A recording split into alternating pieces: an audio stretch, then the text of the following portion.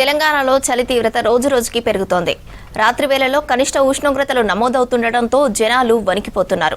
గ్రామీణ ప్రాంతాల్లోనే కాకుండా పట్టణాల్లోనూ రాత్రి పగటి ఉష్ణోగ్రతలు పడిపోతున్నాయి. స్కూలుకు వెళ్లే విద్యార్థులు మరిన్ని ఇబ్బందులు పడుతున్నారు.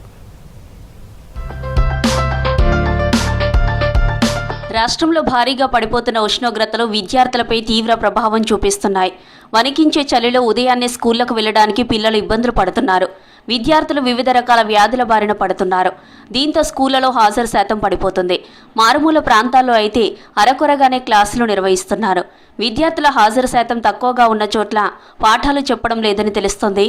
చలిలో దూర ప్రాంతాలకు వెళ్లాలంటే రవాణా సౌకర్యం సమస్యగా మారింది. ప్రభుత్వ, ప్రైవేటు హాస్టళ్లలో విద్యార్థులు చలికి ఇబ్బందులు పడుతున్నారు. వారం రోజులుగా ప్రాథమిక పాఠశాలలో హాజరు 46% మించడం లేదని విద్యాశాఖ లెక్కలు చెబుతున్నాయి. 480 ప్రభుత్వ ప్రాథమిక స్కూళ్లలో 10 మందికి మించి విద్యార్థులు హాజరు కావడం లేదు. ఉన్నత పాఠశాలల్లో 10th క్లాస్ విద్యార్థుల హాజరు మాత్రమే కాస్త ఎక్కువగా ఉంటుంది. వార్షిక పరీక్షలు రాయాల్సి ఉండడంతో కష్టంగానైనా వాళ్ళు స్కూళ్లకు వస్తున్నారు.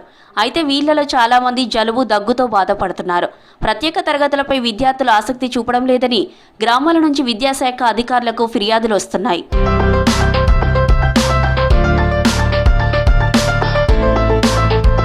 చలి ప్రభావంతో వారం నుంచి బడికి వచ్చే విద్యార్థుల హాజరు తగ్గిందంటున్నారు టీచర్లు. అనేక మంది పిల్లలు ఆలస్యంగా స్కూల్స్కి వస్తున్నారని చెబుతున్నారు. విద్యాశాఖ ఆదేశాలతో రాష్ట్ర వ్యాప్తంగా అనేక జిల్లాల్లో స్కూల్ టైమింగ్స్లో మార్పులు చేశారన్నారు ఉపాధ్యాయ సంఘాల నేతలు. విద్యార్థుల ఆరోగ్యం దెబ్బతినకుండా ఇలాంటి జాగ్రత్తలు అవసరం అంటున్నారు. విద్యా సంస్థల్లో విద్యార్థుల హాజరు కూడా గణనీయంగా పడిపోయింది. దాదాపు చాలా ప్రాంతాల్లో 50% అటెండెన్స్ కూడా ఉండటం లేదనేటువంటిది రిపోర్ట్స్ కనిపిస్తూ ఉన్నాయి. ఉష్ణోగ్రతలు పడిపోయి చలిగాళ్ళు వీస్తున్నటువంటి సందర్భాల్లో మరి ఆ టైమింగ్స్ కూడా దానికి అనుగుణంగానే ఉండటం అవసరం.